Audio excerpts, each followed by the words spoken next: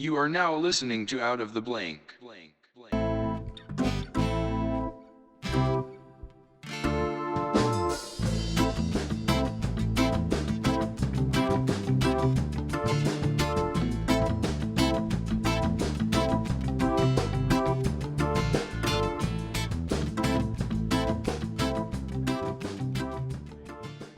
Welcome to another episode of Out of the Blank podcast. I'm here with Rajeev. It's Mudumba. That's correct. So tell me a little bit about yourself, Rajeev. Sure. First of all, thanks for having me on this. Happy to be here. So I'm Rajeev Mudumba. I've been an executive and an entrepreneur for the last 20 plus years. I'm from India. I've been in the US since 2000. I've had my own share of successes and failures, and I recently started my own podcast. It's called Plan B Success. It's about a month and a half old at this point, where I discuss, it's a 3-episode podcast where I discuss topics, generally original topics with organic content that I create. 2 episodes of those, and one of them is an interview with an entrepreneur or any inspiring personality that I bring on board.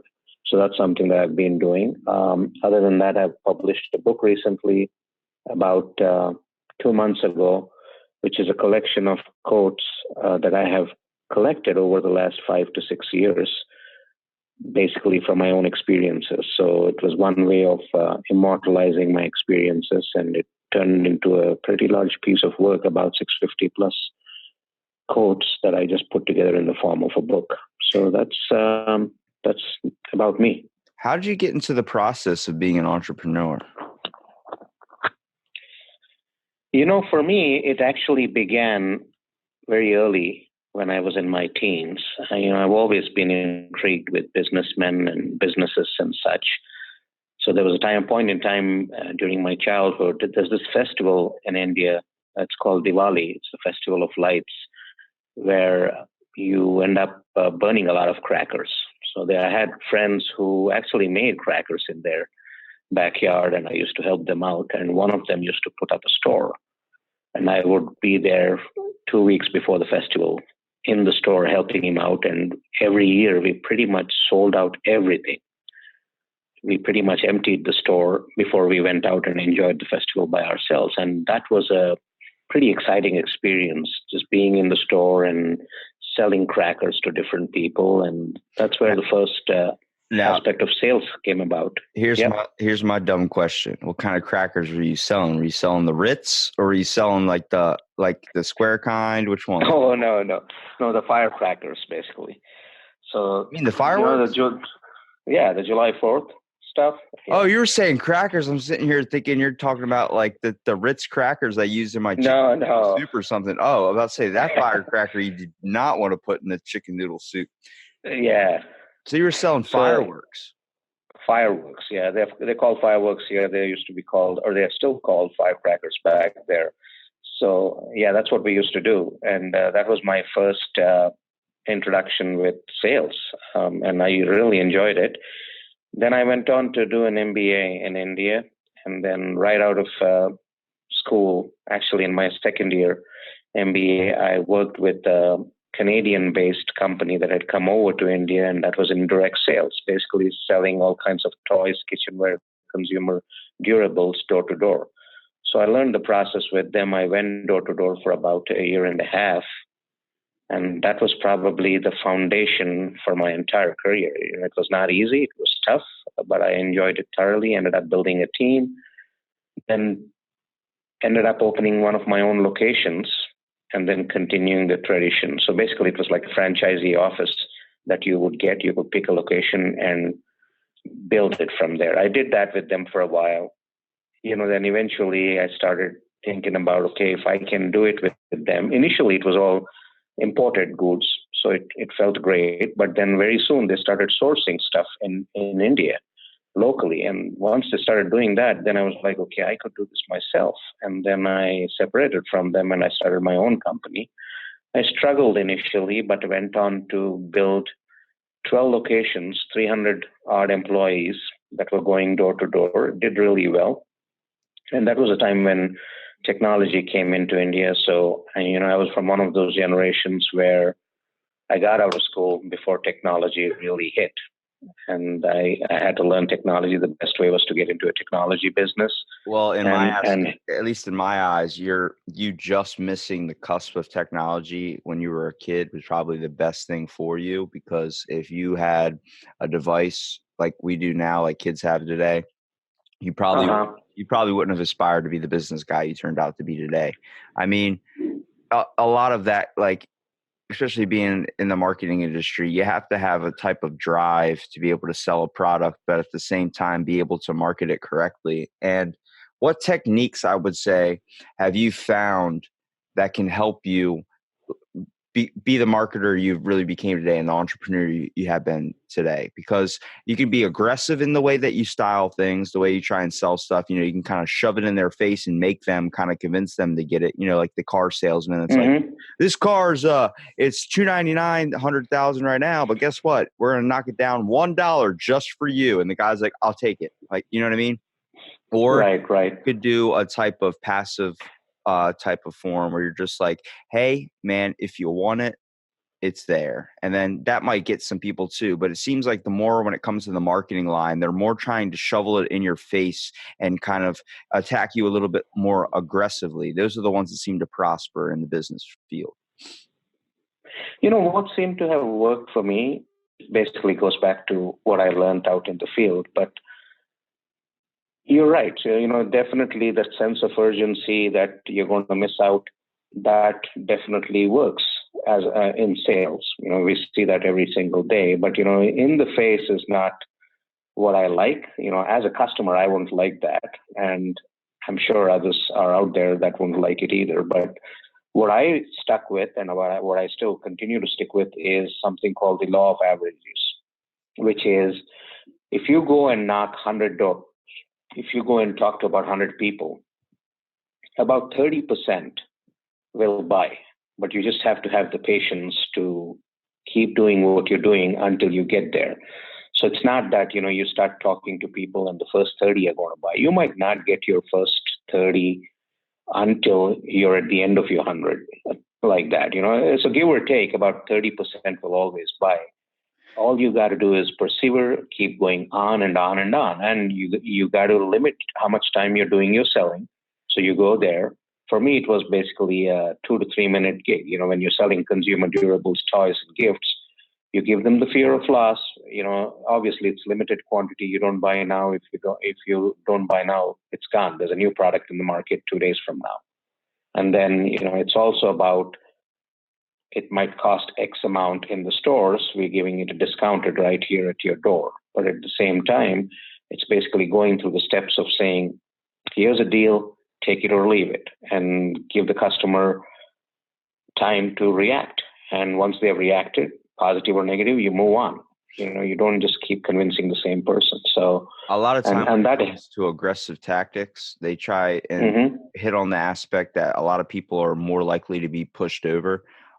Just when it comes to something getting shoveled in their face, like, I don't know if I really want that. Like, a lot of people nowadays are very indecisive. They don't know exactly what they want. They don't know really what they have an idea, but they don't know the final product of what they want.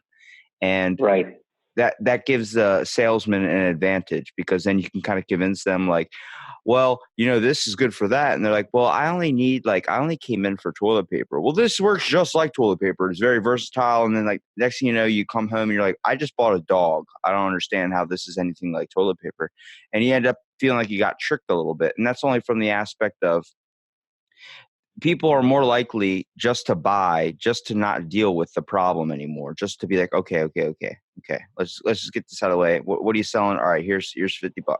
The worst salesman I have ever seen, and they guilt the shit out of you, is those Girl Scouts that sell cookies when you're walking out of the store. That's true though, because they don't say anything to you on your way in, but on their way out. Mm-hmm. That's when they hit you, right? As soon as you're putting away your wallet and everything like that. They're like, would you like to donate to our cause? I'm like, okay. How much? Well, for this box of Thin Mints and these little snickerdoodles, it's going to be $52.73. I'm like, what? No, I'm not doing that. And like, but it's going to help us go to summer camp. I'm like, no, it's not. They're going to give you $1 of that profit. You're not going to get anything. You're not going to summer camp unless you trick 500,000 other individuals like me. But shut up and take my money and give me those Thin Mints. Yeah, we still buy, right? So exactly. Yeah, I buy. I like Samoas, for instance. Samoas are something that I buy all the time, They're every delicious, year. dude. Yeah. So sometimes a product is good. So that's why you go after it. And then in some cases, like you said, we live in communities. Obviously, internet has opened the world to us, but we live in communities, and then you want the same people to buy from you again. And I've been in several situations where I've tried to sell something. They may not have bought it at that point in time, but they bought something else at a later point, and they always come back and ask you about that last product that you sold, which is gone now.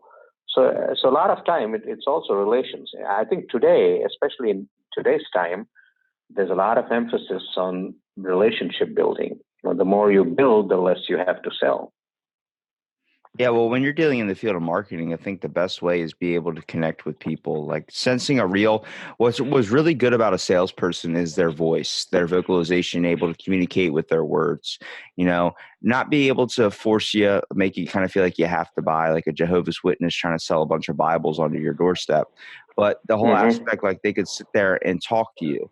Like I've seen so many movies that have had salesmen and all these types of things in them, and like they have that one saying, he could sell ketchup popsicle to a woman in white gloves. That's basically the aspect of it. You want to have a way to make people buy your product, but not feel like they're being kind of guilted into it. A lot of like with the SPCA and all those kids where you got to donate money to Africa and all these stuff, they really attack you on the guilt aspect. They attack you from the human side. I say for a commercial like that to be productive, the best thing you can possibly do is to try and just talk to people, just find a way to connect, not show them a bunch of depressing things to the point where they're going to be like, feel like they're guilted into paying. Because you find that when people are just talked to at a level playing field and just like, hey, there's going to be people that want to buy your product. So don't waste time on the people that don't want to buy your product.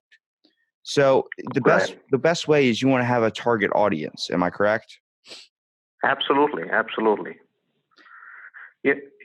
Two things come to mind. One is when you talk about the Jehovah's Witness, I've come across them several times. Once as a student, when I was a new student in the U.S., and one fine Sunday morning, they came knocking. It's tough, they just won't give up. They once the doors open, they got to get their foot in the door, and they have to say what they have to say.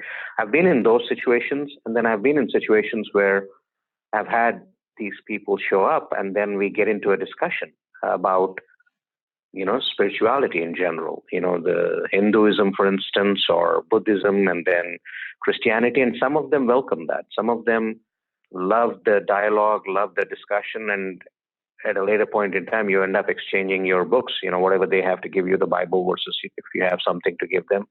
That's great. But in some cases, it's like, it's my way or the highway. And that's where the problem comes. Yeah, I thought I wanted to do sales for so long, only on the fact that I was really good at kind of talking to people and being able to read people a little bit. But it seemed like the way it was going with technology and the way it was going with how I always saw business people selling things, and then someone ends up buying it, and then next thing you know, like they end up going down in a little bit of a hole because what they bought is really not what they needed. They just kind of got convinced. A lot of the times it's just being able to sway your product in the person's direction. Most people are all kind of, like I said, indecisive anyway. So they're kind of questioning on, do I really need that? Nobody really truly thinks about it. I mean, Amazon does that to me on a daily basis. It'll be 2:00 in the morning. I'll be on my phone and I'm like looking at bidets for my toilet. Like I don't need a bidet for my toilet, but it would be nice to have one. And it's like, it's the whole idea. Like when you're mindlessly shopping, you start buying stuff. Like that's why it's best to create a list when you go into a grocery store. You're right. It makes it difficult with so many things that catches our eye in a type of marketing, whether it's advertisements and all these types of sorts. It really creates pressure as a buyer. And that gives a salesperson great benefit in being able to sell their product, but it's hard to kind of keep your numbers up high, but also still care about the people. Mm-hmm. And I think, it goes back to the sales tactics and the marketing tactics. Again, Amazon's just made it so convenient, either to buy something or even to return something. So the first thought that comes to mind from a convenience standpoint is that every time my daughter brings up something and she says, hey, I need this, for instance, packing tape, and I'm like, okay, let's go on Amazon and order it. It's going to be there tomorrow. Sometimes she likes it. Sometimes she likes the aspect of going into a store and shopping around. And that's where the problem is, right? Once you start shopping around, you got this huge cart you're lugging around, and it's just not satiating to see it empty. You got to fill it. so that's where the problem starts. And then by the time you get to the car, you're wondering, why did I buy all this? What am I going to do with it? And then you just stock up. And it goes back to discipline. The best of example of that is when I saw this movie with a car salesman sold a Ferrari to a grandfather, and he's like, but where am I going to put my grandkids, man? Like, they can't sit here. He goes, that's the best part. You see this? And he pushes over the passenger seat, and he goes, back here, it's a little secret cave. And it's like under where the engine is. I'm like, oh my God. And the grandfather, next you see him drive off the lot, can't even get control of the car. I'm like, he just got convinced so hard.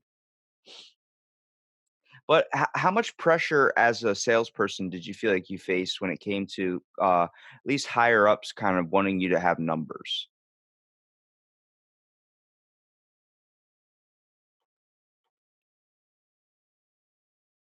When I was actually out there doing direct sales, absolutely, there was pressure. I had to try and get to that 30. Some days it happened, some days it did not. Then as a team, we had to do about 1,500 pieces in sales in a week. That's where the time happened, which is, you train people, you get them to perfect their craft, you build the right number of people, and then you try to get to that number. And by the time you try to get to that number, it's several months before you hit it. And then you got to consistently hit it for a certain period of time before you are announced as a manager and get your own location. So that was the process at that time. So there was definitely push, but again, the law of averages comes into play. When you have about 50, 60 people operating from one location, about a third of them don't do well, but the rest of them, about a third, do average, but then there's a third that do really well. So it always made up from that standpoint in terms of the numbers each week. When did you start to see that you actually had a kind of niche for this type of marketing? This was something new at that point in India, absolutely new. And, for me, it was basically trying to get some experience. I did not walk in there saying I want to do sales. I just walked in there saying, hey, there's this company, they're doing something new, totally unheard of. Let's see what they have to teach us. And that's how I got in there. But the funny thing is, my entire career is not sales. That's where I started. Then I got into technology. Then in technology, I ended up building an exports division for a firm in India, the first time that they sent their consulting services overseas. And then I came over to the US. I did another MBA, and then I got into healthcare. And I've been in healthcare, benefits administration, benefits consulting, and healthcare for the last 18 plus years. And I've done a round robin of all kinds of things: client management, relationship management, upsales, operations, product development, technology management, everything. And that was, yeah. What about healthcare are you working on now, or what have you started in healthcare? So healthcare, my journey actually started with benefits administration. So basically health and welfare, active benefits administration. I actually started at the point where I was trying to understand what is insurance, what is health insurance, what's an HMO, what's a PPO, that kind of stuff. And then, obviously I built myself over time. I started on the back end of things. I was a hands-on business analyst. Then I climbed the ladder over the years to become an executive. And I shaped my career in such a way that, I started off with a large firm. Then I went into mid-sized firms. Then I went into startups. And then I said, okay, benefits administration is kind of limited. I got to expand my view. Then I got into wellness, then actual healthcare delivery, disease management, care management, and such. Then I got into, during the ACA timeframe, I got into building exchanges, building single carrier exchanges for different government entities like different states. Then I built a multi-product, multi-carrier benefits exchange for the commercial side, both for individuals as well as businesses. That's how I kind of expanded my horizons in terms of not just the healthcare aspect of it, but also getting my feel for large companies, mid-size and smaller companies. I've seen companies through a few acquisitions, few sales, and then also expanding my footprint from just being a technology guy on the back end to being the face of the company in front of clients, being the operational head, owning P&L leadership and such. Did you find that there was a little bit of kind of trickery or kind of a little bit of corruption in the healthcare market? Just when it came to selling insurance, it seemed like a little bit less consideration for the people is not taken into account.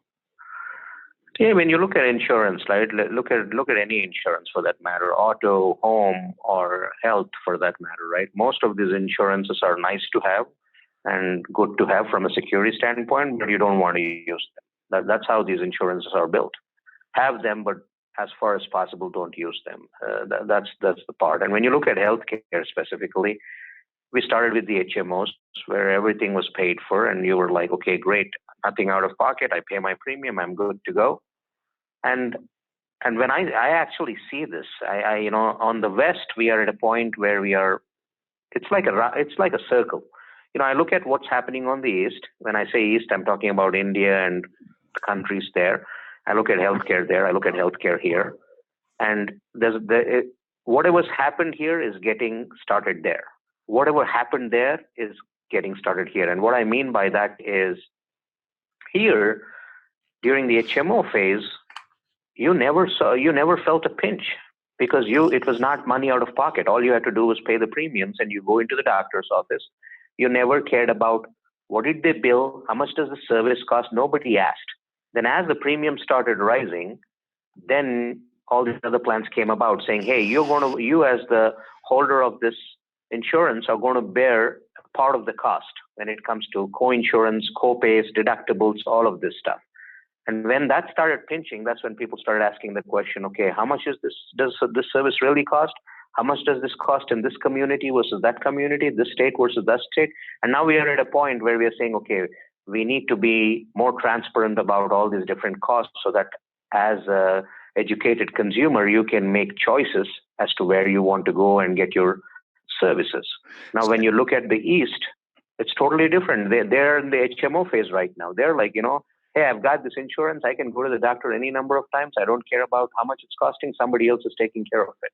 That's what I mean by the circle.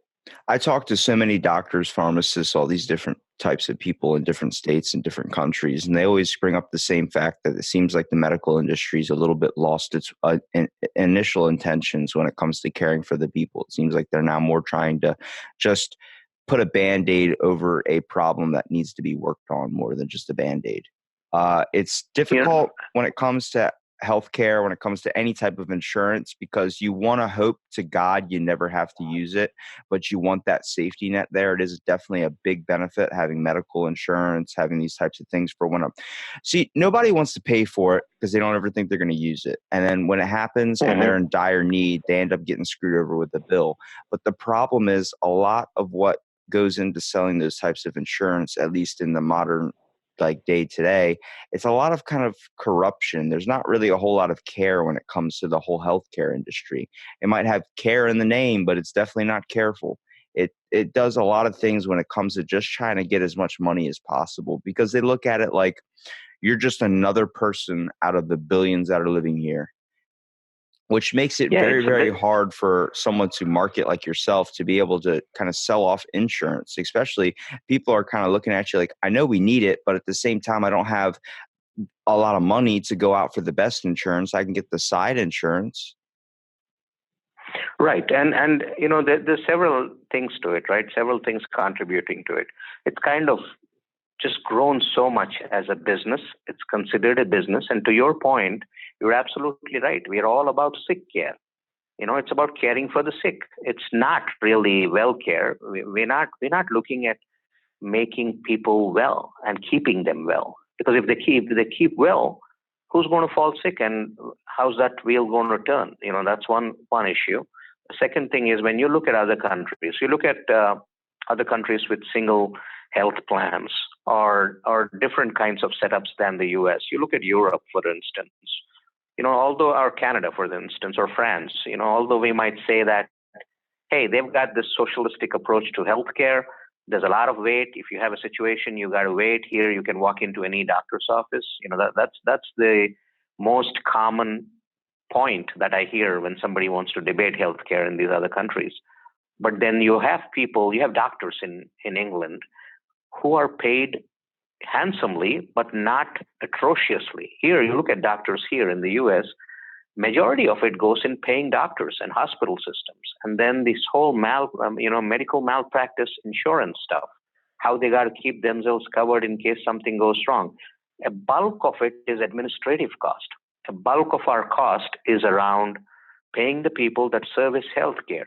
And as long as we can do something about it, it can fall drastically. Costs can fall drastically. And when I talk about India, I see the same thing. You could have somebody. I'll give you my own example. I remember when I think it was my son, when he was born. I ended up paying about $500.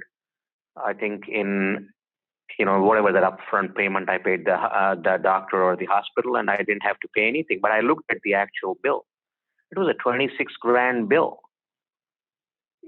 26 grand is a lot of money. And then when my daughter was born, which was 5 years later, I'm talking about, my son was 2003, my daughter was 2008.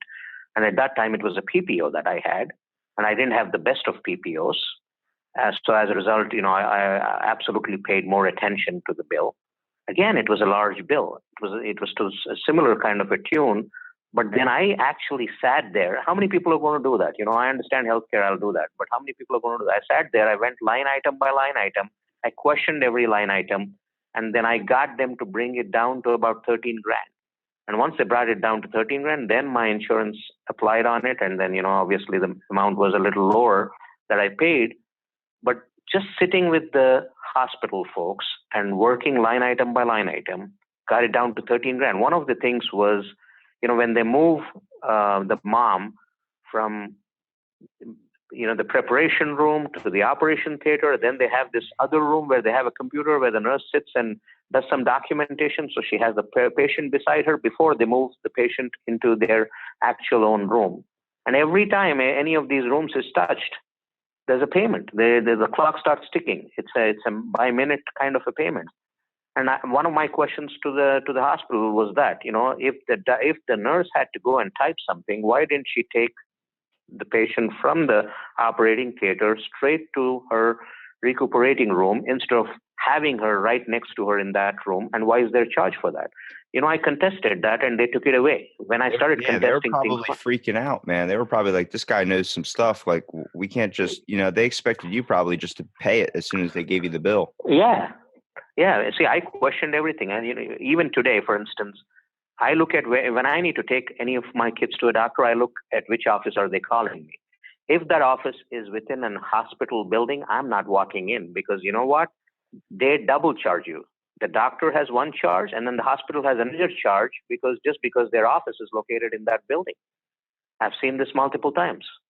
And one of the other things is anesthesiologists. They always have an out-of-network anesthesiologist come for an operation. They never have them in network. So as a result, they charge a lot more for that anesthesiologist. People don't know these kinds of things. The one time, the one time I went to the doctor for something serious, it was like they kept bouncing me from room to room to room and getting all these doctors on this one thing. And when I got the bill, I was like, "There's no way in hell. Like, it's not happening." It was too outrageous, to the point where I ended up getting blood taken to try and figure out like a bunch of stuff. And then they took 17 vials of my blood at Johns Hopkins. They lost every single vial.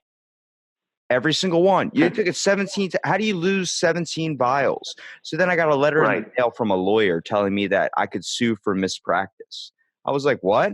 And John Hopkins never sent me a bill. They never sent me anything. I didn't have to pay anything back. I didn't deal with it at all. I just totally forgot about it. And I'm like, that's what scares me about the medical industry. The whole aspect of, I know we look at doctors with a lab coat and expect them to be honorable and expect them to be like this. I'm like, no, they're people.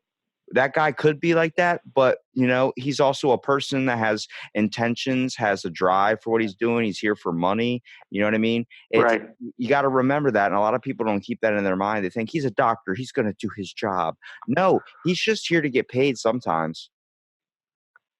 Right. And then, I think a lot of it also has to do with the disconnectedness. They're trying to solve that problem now in terms of connecting healthcare end to end, but there's disconnectedness. I remember I took my son when he was a toddler for a general checkup, right? Your annual checkup every year. And then at the end of it, they give you one of those bottles where he needs to pee into it. He just didn't feel like doing it. And then they said, okay, why don't you take the bottle home? And if and when he pees, you can bring it back. I never took it back. Then the bill shows up. There's a $9 charge for a urine test. And I'm like, okay, what did the test say? Well, they have nothing to say. So, then what I hear from the doctor is, oh, we bundle it up. Annual checkup is annual checkup. We bundle it up. We send it to the insurance people. They just pay for it. I'm like, that's just not right, because you know what? You never did the test. Yeah. So there are lots of gaps and lots of issues there. And the other thing is the disconnectedness is just killing us. Like if you decide to go to urgent care, how do you make sure that, those health records go back to whoever your family physician is? Yep, exactly. Who's responsible for that? One of my buddies, he got his bachelor's in emergency in the nursing program to deal with like emergency situations, doing the EMT care and all that. And he talks about being in the emergency room, and he goes, these doctors, they don't have connection to their patients anymore because they literally can't. They have 9 to 10 patients when they should be only having 6 or 7. And now it's like, I asked him, I was like, is it true you guys work like 48-hour shifts and you guys can't even you try and sleep for a minute and they call you? He goes, dude, people just clock in, and the only time they can clock out when their shift is over is when everybody's in stable condition. Now doctors are literally just hitting that requirement of just having everybody in stable condition and then leaving and going home. Nobody's sitting there taking the time to care anymore. Nobody's doing anything of these sorts. And it really causes traumatic stress on people, because if you don't have a personal doctor relationship, a guy comes in, he sees a chart. This is what the nurse's job is to make sure you're not allergic to anything, make sure she gets to know you a little bit.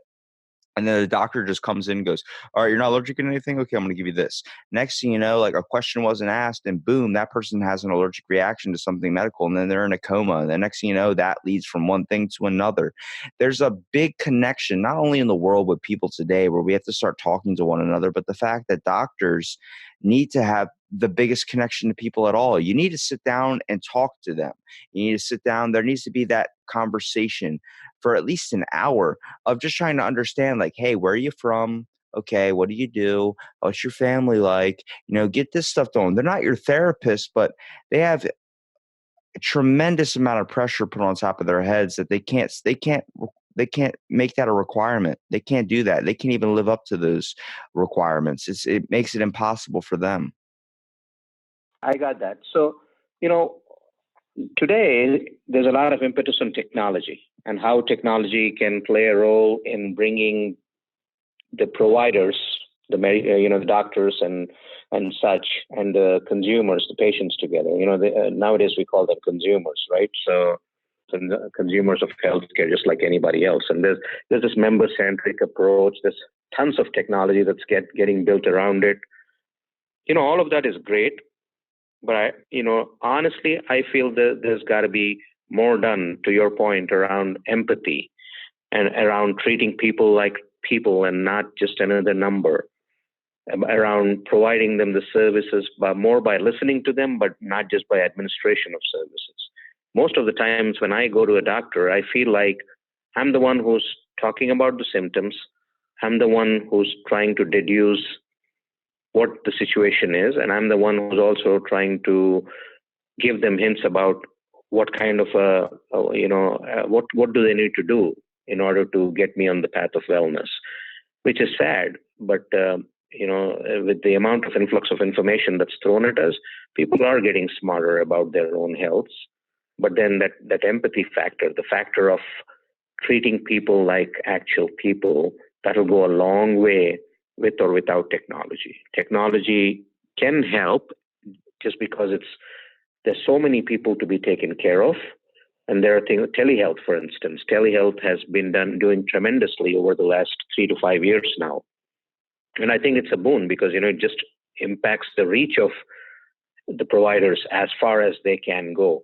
It also helps with some amount of self-service that members can have for themselves and convenience. All of those things are great, but the empathy factor is a big one.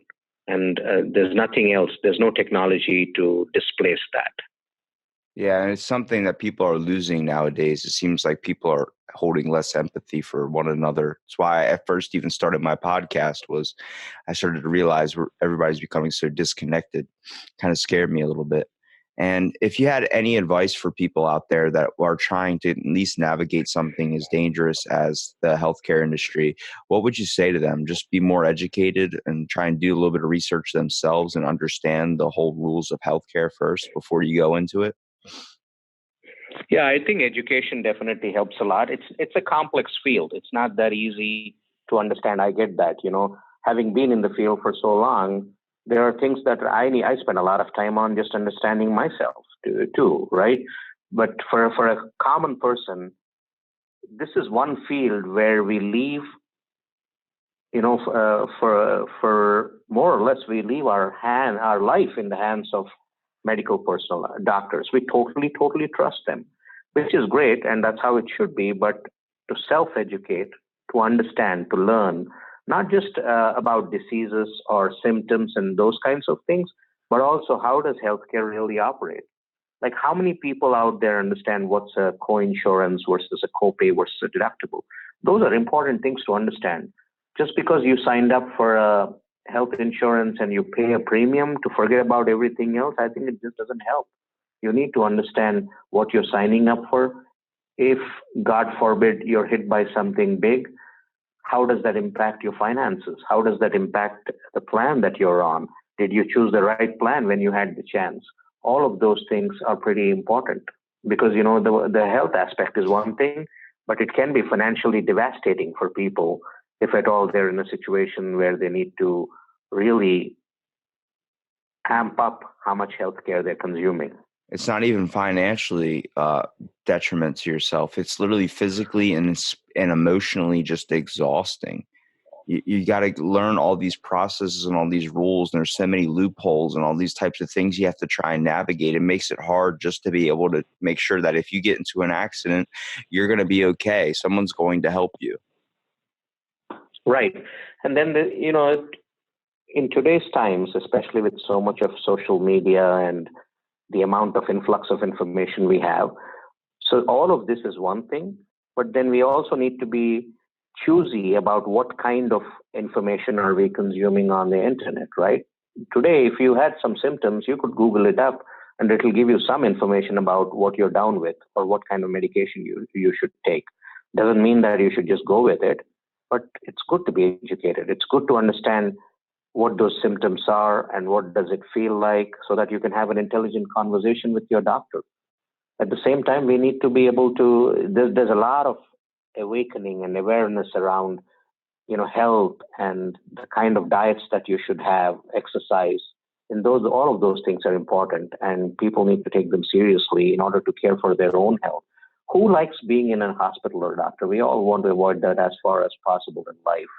And the only way to do that is to live healthy, be emotionally intelligent, be happy. And those are the things that we can glean and learn and apply. Thank you so much, Rajeev, for all this information, man. This has been awesome. Just being able to talk to you, at least see the human side. When a lot of people think of healthcare, they think of some robot dude that's not going to help them at all and give them any steps. And I'm really honestly inspired to kind of look at the medical industry in a new light, just on the fact that you have a sense of empathy towards people, and you see that like, hey, you need to understand these things because you're also in our shoes as well. You know what I mean? A lot of people in the medical industry hold themselves at higher account just on the basis of their education. And I'm like, you have to learn to connect to people on a level with treating everyone the way you would like to be treated, but with a level of respect. Absolutely, absolutely. And I think that's something that I try to push in the work that I do, right? Especially when you're doing customer service, when you get a phone call where somebody says, "Hey, my insurance, I have it. I'm at the doctor's office. It's not working." That's something you got to jump onto immediately and try to see what you can do. Because guess what? That's besides all the sickness and whatever they're going through in life, that's just another headache they don't want to deal with. And if you can take that away, that itself is big. Well, thank you so much, Rajeev, for being on my podcast. I want to give you here a minute at the end to be able to promote your stuff so people can find your awesome content. Absolutely. Well, thank you so much for having me. So my content is out there. My podcast, Plan B Success, is out on all the favorite platforms. It's also on YouTube. And people can just type in Plan B Success and you should have it. It's actually a combination of generic business content. I pick topics and then I talk about them, and then I bring in one person to interview each week. It's about 3 episodes a week, and it's not very long. I don't do hour or 2 hour podcast. It's short, crisp, and the message gets across. So I would love people to check it out, and do leave a review or a rating in iTunes, and that will help immensely to share the word. The other thing is my book. It's called My Inspiration: Quotes That Shape My Self-Improvement Journey. It's out there on Amazon worldwide. You can Google up, you can search it by my name, or you can search it by the book. And this is actually actual stuff that has happened with me and turned into a quote. It's not just a bunch of random quotes. And the way I like to look at it is, generally, if you have a situation or a problem in life, you can pick up any book. For instance, you can pick up any spiritual book, for instance, like a Bible. And they say that you open it up and then you'll find your answer there. This is that kind of a book. This is that kind of a book. You open up any page, you can find a quote that will apply to you and your life. Well, thank you so much. Thank you very much. Thank you so much, Rajeev, for being on. And stay tuned for another episode of Out of the Blank podcast.